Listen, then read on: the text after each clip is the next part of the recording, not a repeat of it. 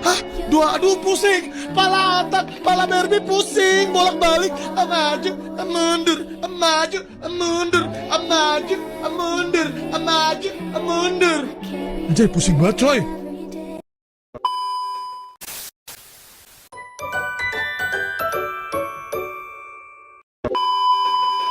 Assalamualaikum warahmatullahi wabarakatuh.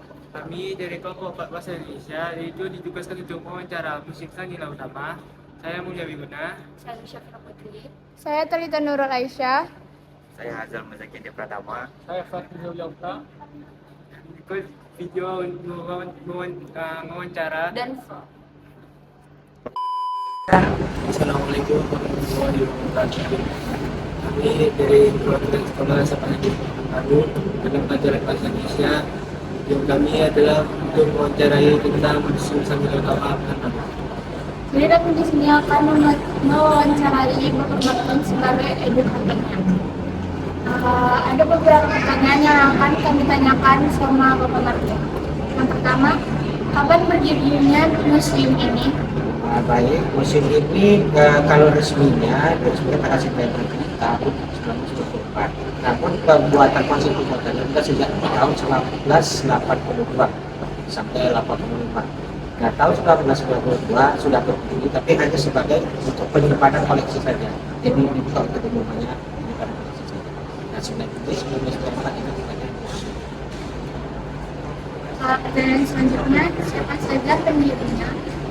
Kalau pendirinya banyak ya, ini sebenarnya asal awalnya dari gagasan budaya-budaya setempat, beberapa banyak bekerja sama dengan koordinasi dengan Kanwil Pendidikan dan Kebudayaan. Memang beberapa nama yang termasuk Pak Ibu ini, Pak dan Selanjutnya, berapa banyak benda bersejarah di museum ini? kalau benda koleksi museum yang di gedung kita ini aja ya, perkiraan itu hampir 2.000. Terus kalau di storage ada sekitar 3.000-an. Kalau keseluruhan koleksi itu bisa hampir 3.000-an. Selanjutnya, koleksi mana yang paling tua atau paling bersejarah di dalam museum ini?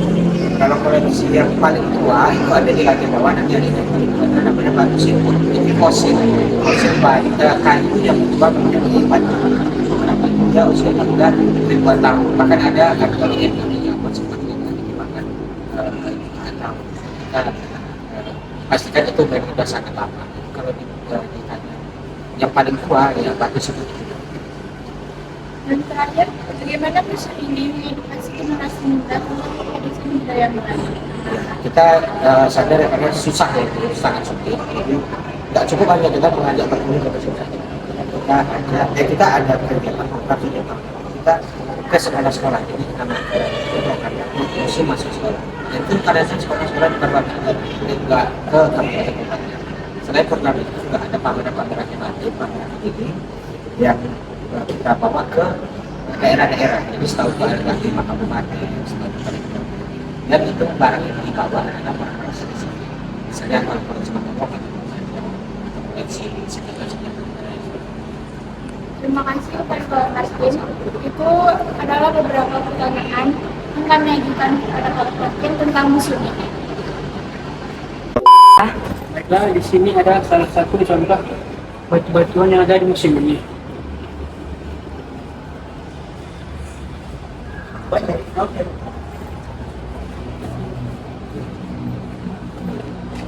Nah, dan di sini ada terdapat beberapa kayu.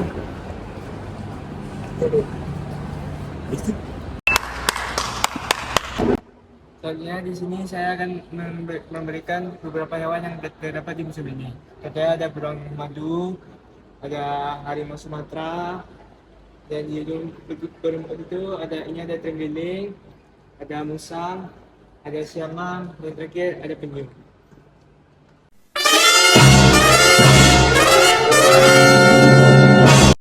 Jadi di sini ada mata uang kuno yang ada di India. Ini ada mata uang sebelum kemerdekaan Republik Indonesia, dan setelahnya ada mata uang setelah kemerdekaan Republik Indonesia.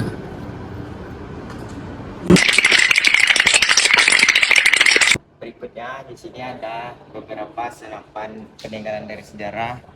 Pertama ada senapan, habis itu pistol lantak, pistol antak, peluru dan baju besi. Nah, di sini juga masih ada senjata peninggalan prasejarah.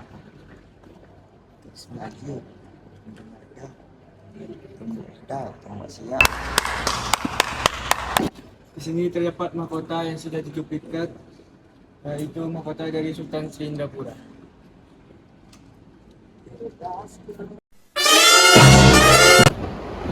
Ini kalau ada siput yang di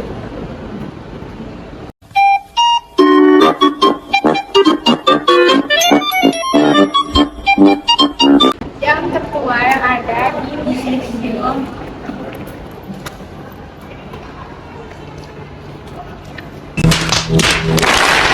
Di sini ada patung di mana proses pembuatan tenun. Dan ini hasilnya. Di sini ada pakaian pengantin Kota Pekanbaru. Dan di sini adalah pakaian pengantin Kabupaten Indragiri Hulu. Di sini ada pakaian pengantin Kepulauan Riau. Di sini ada pakaian pengantin Kabupaten Rokan Hulu. Di sini ada pakaian pengantin Kabupaten Indragiri Hilir. Dan di sini ada pakaian pengantin Kabupaten Siasi Indrapura. Di sini ada pakaian masyarakat Melayu. Dan di sini ada pakaian nenek mama. Di sini ada pakaian sehari-hari yang sering digunakan oleh orang Melayu. Dan di sini ada pakaian satu setel pakaian pengantin Kabupaten Kota Singini. Dan di sini ada pakaian masyarakat Melayu.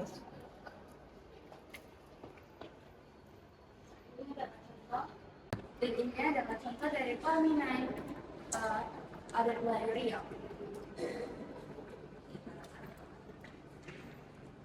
Alat musik. Jadi di sini ada beberapa alat musik dawai tradisional. Pertama ada akoredon, biola, rebab, gambus. Selanjutnya ada alat musik yang ditiup. Contohnya seruling, nafiri, ukun. Selanjutnya ada alat musik yang ditabuh. Contohnya rebana, meruas. Selanjutnya ini ada harmonium. Terus di sini ada calempong. Di sini ada gendang dan gong. Di sini ada beberapa contoh alat musik Melayu Riau, yaitu ada rebano, ada gendang panjang, dan ada rebana.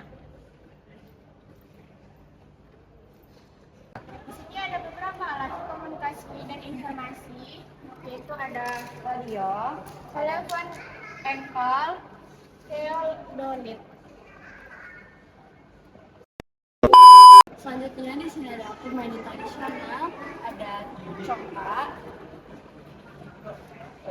ada sitinja atau engrang, ada bakia, tali merdeka, buli, permainan besimbang. Jadi di sini ada beberapa peralatan atau pakaian juga untuk memanen madu. Yang pertama ada tunam. Tunam itu dia tuh bahannya dari rotan, fungsinya untuk mengasapin lebah agar lebah pergi dari sarangnya. Yang kedua ada timo. Timo tuh dia tuh terbuatnya dari rotan juga. Fungsinya tempat meletakkan hasil panen lebah atau madu.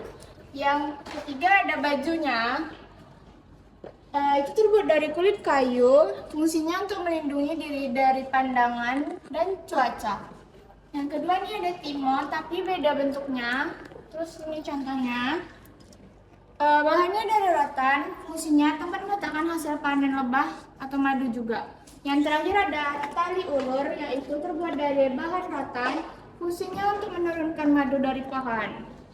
Selanjutnya ini ada beberapa alat hasil panen. Itu adalah jengki, terbuat dari rotan, fungsinya untuk meletakkan ubi menggalau dari kebun. Selanjutnya ada perimpit ubi menggalau, bahannya dari rotan, fungsinya memeras ubi menggalau. Selanjutnya ada tangguk, itu terbuat dari bahan rotan, fungsinya untuk alat menangkap ikan pada air yang dangkal di sungai dan di pinggir sungai. Terus selanjutnya ada tanggul lagi, ini terbuat dari rotan, fungsinya itu alat penangkap ikan pada air yang lumayan dangkal juga dan di pinggir sungai, biasanya dipakai oleh suku Sakai. Jadi di sini ada alat untuk menanam padi. Yang pertama ada kilang minyak buah semanggung. Bahannya dari kayu, fungsinya untuk memeras buah semanggung menjadi minyak. Yang kedua ada kisaran padi. Bahannya kayu rambutan, berfungsi sebagai alat untuk menggiling padi sehingga padi mengelupas pada penggilingan. Yang pertama sebanyak 50 sampai 60%. Nah, di sini bagian lemari ini adalah tempat di mana alat-alat yang biasa digunakan untuk menimbang dalam perniagaan.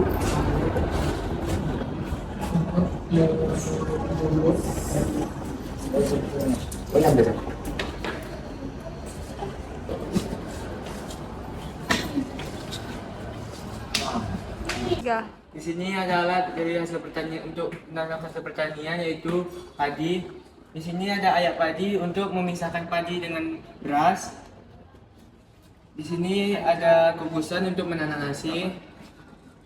Di sini ada belung dan ali untuk menumbuk padi.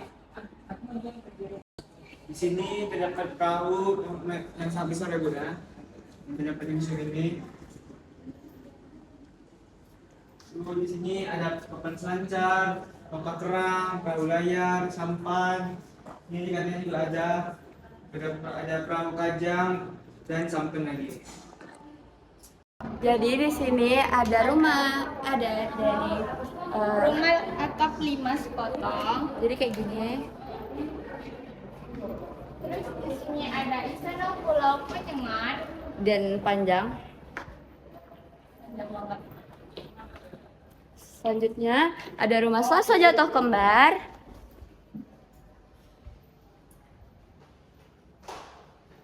Dan terakhir ada rumah Istana Panjarokan.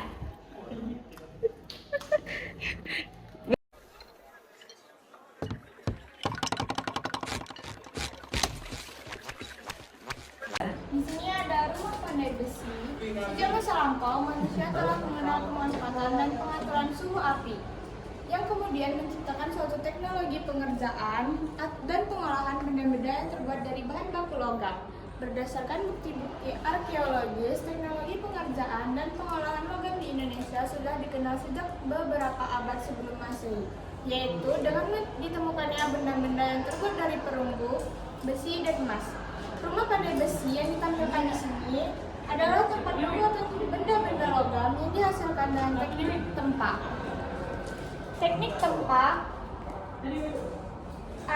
pada umumnya dikerjakan untuk pembuatan benda-benda dari besi dengan terlebih dahulu membakar besi hingga mencapai suhu 90 derajat Celcius. Setelah itu, besi tersebut ditempa dengan palu di atas paron atau landasan besi secara berulang-ulang sehingga membentuk benda yang dikehendaki. Di sini terdapat beberapa kegiatan yang biasa dilakukan oleh orang Melayu. Di sini ada meramu makanan, menangkap ikan di sungai, dan ini orang yang sedang memanggil dengan burung. Ini disebut dengan berburu binatang.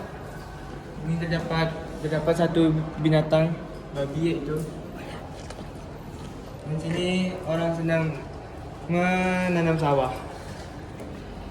Di sini terdapat candi Maranatha yang utama.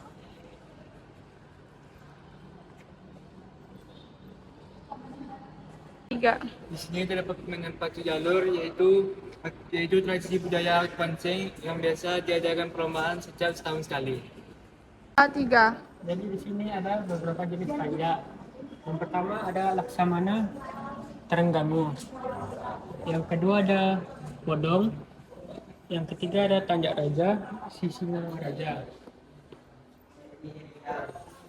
Yang keempat ada Tanjak Masyarakat Bengkulu. Yang kelima ada Tanjak Masyarakat Sulawesi Utara. Yang keenam Tanjak Masyarakat Jambi.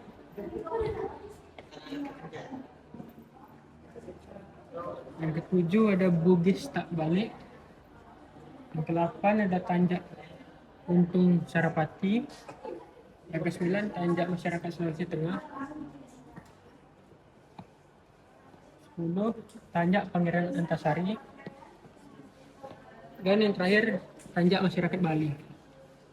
3. Selanjutnya ada topeng-topeng dari beberapa daerah, yaitu ada topeng awang dari Kepulauan Riau, topeng kepala tekuk bertikat dari Pekanbaru, topeng apek sampan kota dari Kepulauan Riau. Selanjutnya ini ada pucuk rebung hiasan bawah kayu, itu dari Pekanbaru. Di sini beberapa topeng lainnya, dan di sini ada topeng Mak Yong, topeng inang pengasuh dari Kepulauan Riau. 3. Nah, di lemari ini adalah alat pertanian pada zaman dahulu.